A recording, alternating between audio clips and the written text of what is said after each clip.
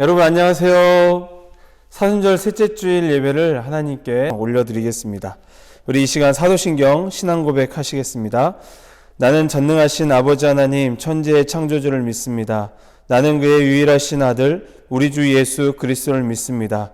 그는 성령으로 잉태되어 동정녀 마리아에게서 나시고 본디오 빌라도에게 고난을 받아 십자가에 못 박혀 죽으시고 장사된 지 사흘 만에 죽은 자 가운데서 다시 살아나셨으며 하늘에 오르시어 전능하신 아버지 하나님 우편에 앉아 계시다가 거기로부터 살아있는 자와 죽은 자를 심판하러 오십니다. 나는 성령을 믿으며 거룩한 공교회와 성도의 교제와 죄를 용서받는 것과 몸의 부활과 영생을 믿습니다. 아멘. 우리 이 시간 원하고 바라고 기도합니다. 찬양을 하나님께 올려드립시다.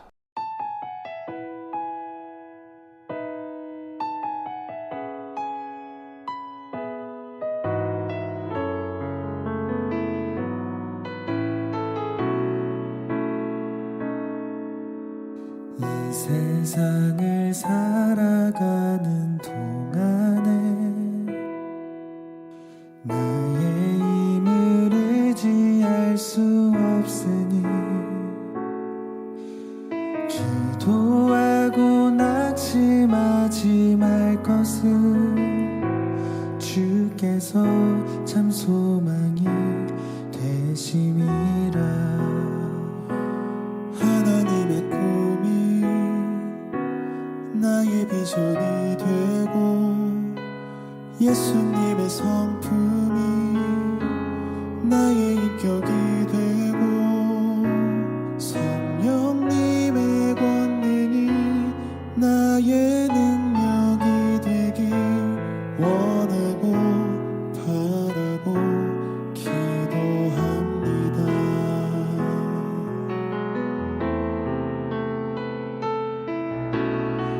세상을 살아가는 동안에 나의 힘을 의지할 수 없으니 기도하고 낙심하지 말 것은 주께서 참 소망이 되심이라. 주의 길을 걸어가는 동안에 세상의 것 의지할 수 없으니 감사하고 낙심하지 말 것은 주께서 참 기쁨이 되심이라.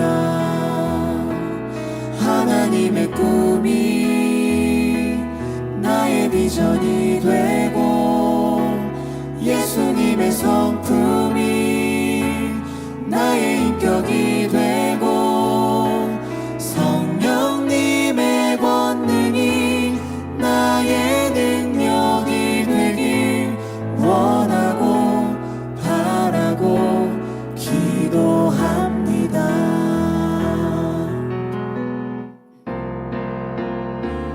하나님의 꿈이 나의 비전이 되고 예수님의 성품이 나의 인격이 되고 성령님의 권능이 나의 능력이 되길 원하고 바라고 기도합니다.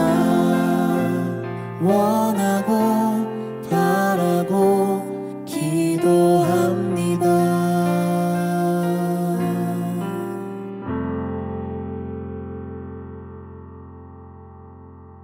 우리가 찬양으로 고백했던 것처럼 하나님의 꿈이 우리의 비전이 되고 예수님의 성품이 우리의 인격이 되고 그리고 성령님의 권능이 우리의 능력이 되는 그러한 은혜가 우리 학생들과 우리 선생님들에게 있기를 주님의 이름으로 축원합니다.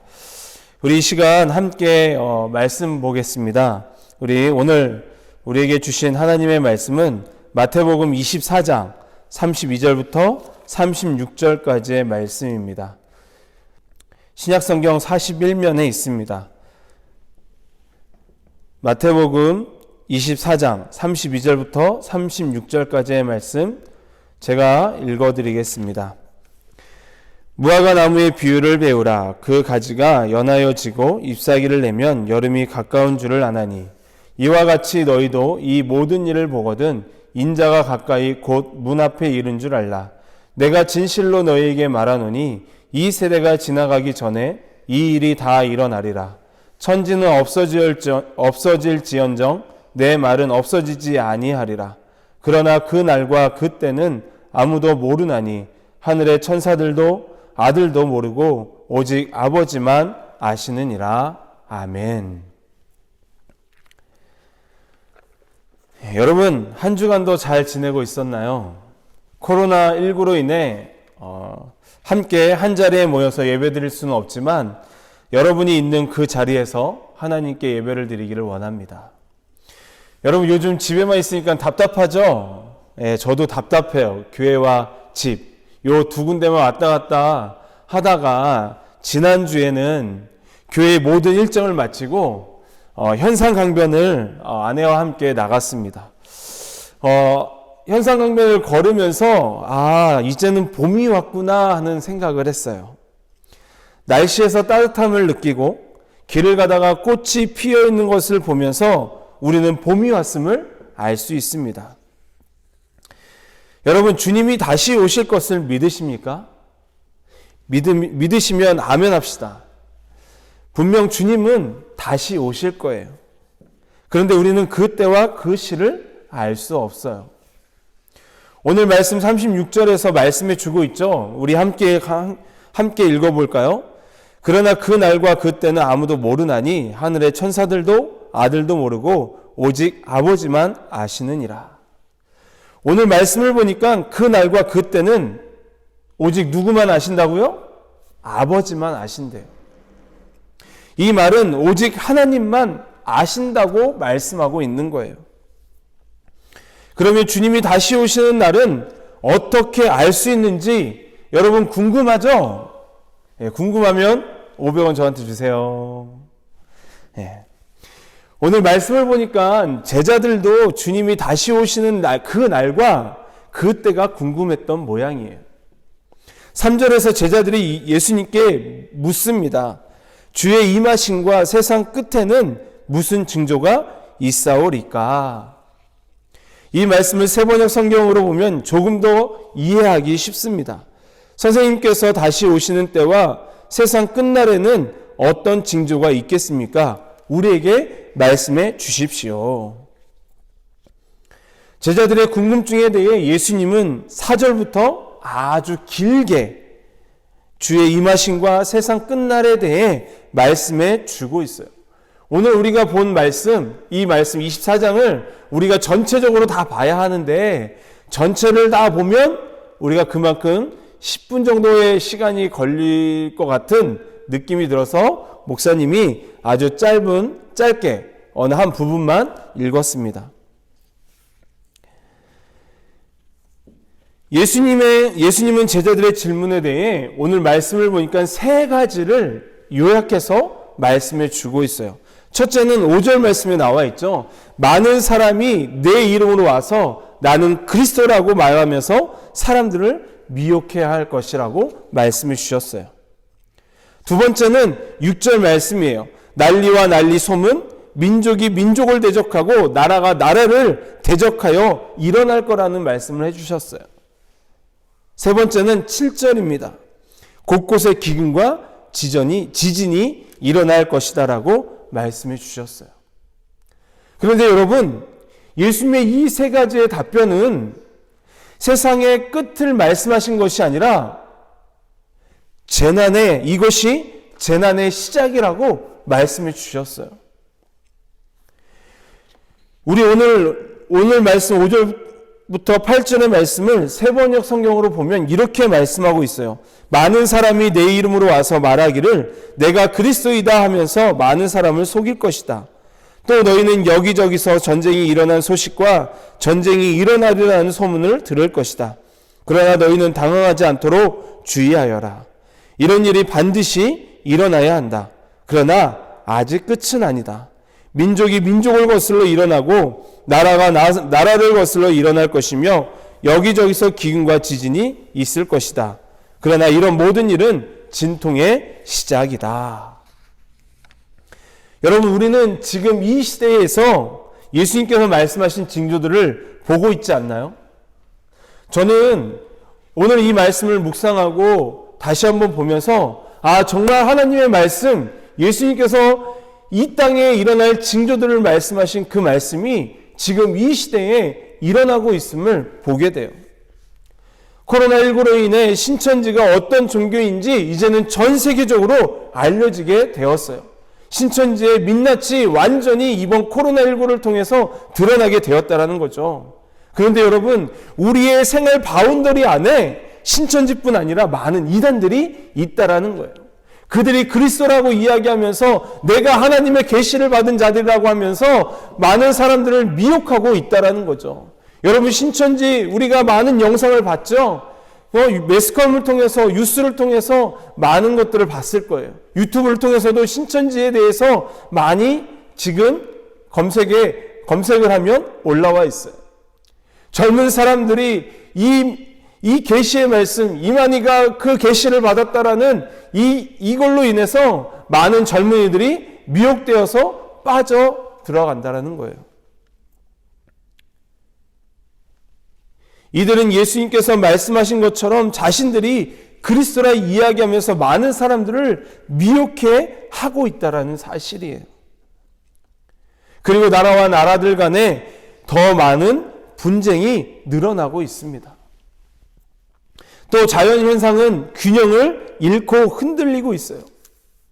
여러분, 남극에 가면 지금 얼음이 빙하가 녹고 있어요. 이런 것만 봐도 자연현상이 흔들리고 있고 균형을 잃고 있다는 거죠. 지금 이런 상황들을 볼 때 우리는 하나님의 말씀이 틀리지 않았음을 알 수 있어요. 오늘 우리가 읽은 말씀에서도 이야기하잖아요. 천지는 없어질지언정 내 말은 없어지지 아니하리라. 아멘. 여러분, 맞습니다. 이 땅의 모든 천지는 없어지지만 하나님의 말씀은 영원히 세워져 갈 것입니다.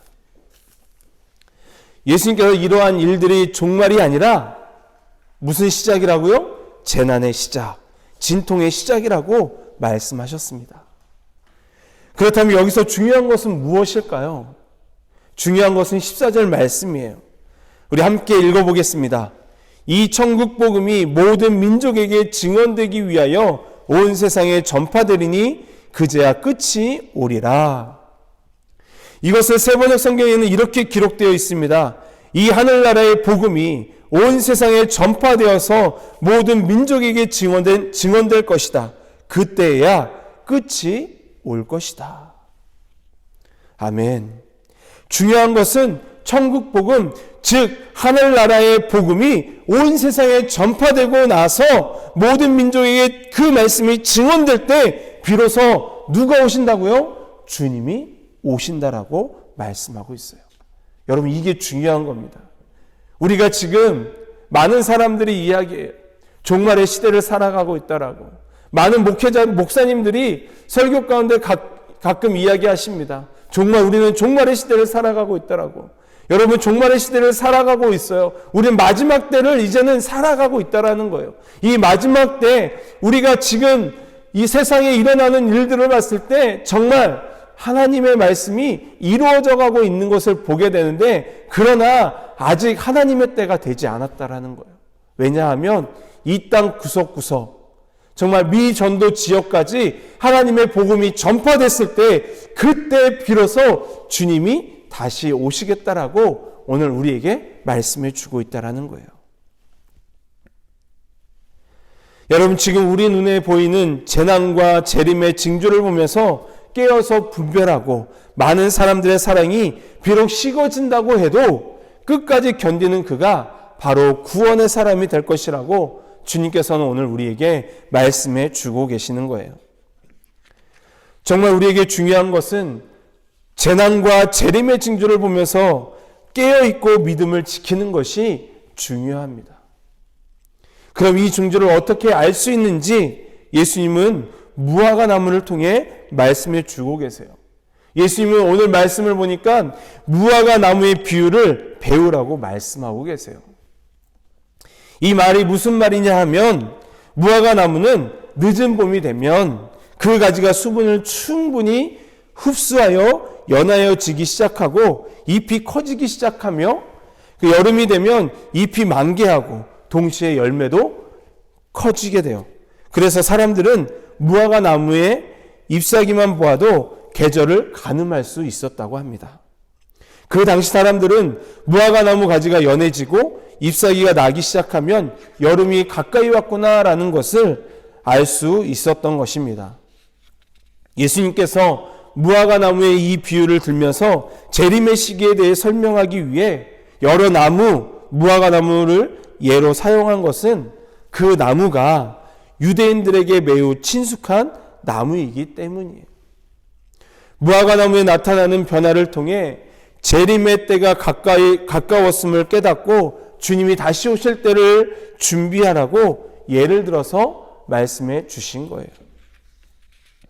그러므로 가지가 연하여지고 잎사귀가 나면 여름이 가까운 줄 알듯이 너희가 비록 그 날과 그 시기를 모르지만 깨어서 그 날과 그때를 준비하라고 오늘을 살아가는 우리에게도 동일하게 예수님께서 말씀해 주고 계신다라는 거죠. 마치 알람 소리를 듣듯이 알람이 울리면 일어나야지, 학교 가야지, 학원 가야지, 이런 것을 우리가 알 수 있듯이 이러한 재림의 징조들에서 주님 다시 오실 날이 곧 다가온다는 알람 소리를 들으라는 거예요. 사람들은 마지막 때가 다가오면 더욱 자기 마음대로 살아가고 불법은 성하여지고 사랑은 식어지고 거짓 선지자가 난무하겠지만 너희는 오히려 더욱 자신을 지키고 충성스럽고 지혜 있는 종의 모습으로 주인이 맡기신 일에 충성을 다하라고 오늘 말씀 44절부터 46절에서 말씀해 주고 계십니다. 주님이 다시 오실 때 우리는 주님이 찾으시는 그 한 사람이 되어야 합니다. 오늘 45절이 그것을 말씀하고 있는 거예요. 충성되고 지혜 있는 종이 되어 주인에게 그 집 사람들을 맡아 때를 따라 양식을 나눠줄 자가 누구냐라고 말씀하고 계시죠.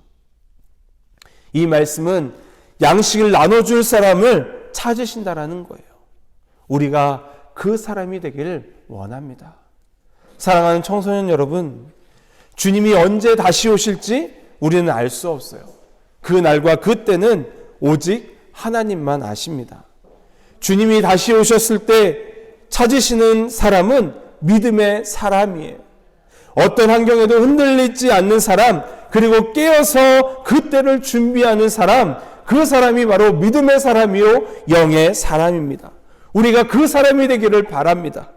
우리가 주님이 다시 오실 때 주님을 맞이하기 위해서는 영적으로 깨어있고 믿음을 잘 지키는 하나님의 자녀들이 되기를 원합니다. 그리고 하나님의 말씀을 묵상하기 원합니다. 하나님의 말씀을 가까이 하기 원합니다. 하나님의 뜻에 순종하는 거룩한 하나님의 자녀들이 되기를 주님의 이름으로 축복합니다. 하나님을 가까이 하고 하나님을 신뢰하며 나아가는 우리가 되기를 원합니다. 그렇게 할 때 우리는 분명 주님이 다시 오셨을 때 주님이 찾으시는 그 한 사람이 되어 있게 될 줄 믿습니다.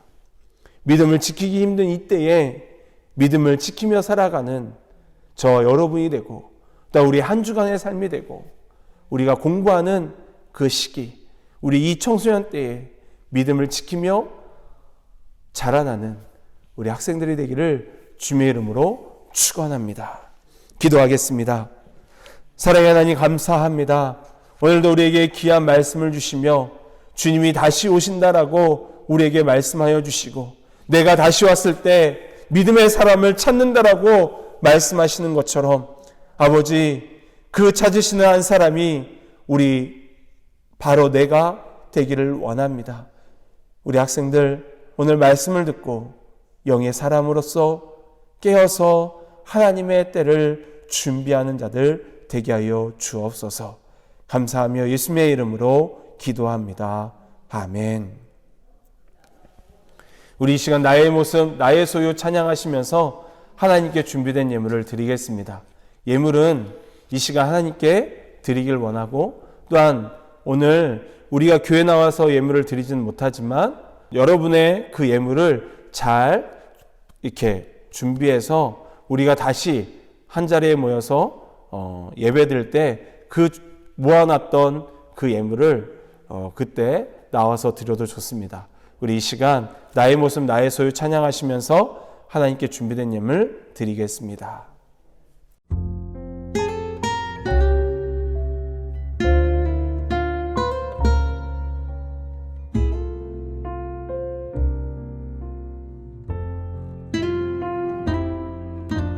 나의 모습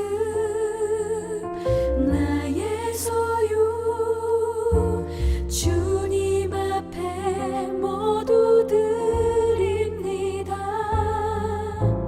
모든 아픔 모든 기쁨 내 모든 눈물 받아주소서. 나의 생명을 드리니 주 영광 위하여 사용하옵소서. 내가 사는 날 동안에 주를 찬양하며 기쁨의 제물 되리. 나를 받아주소서.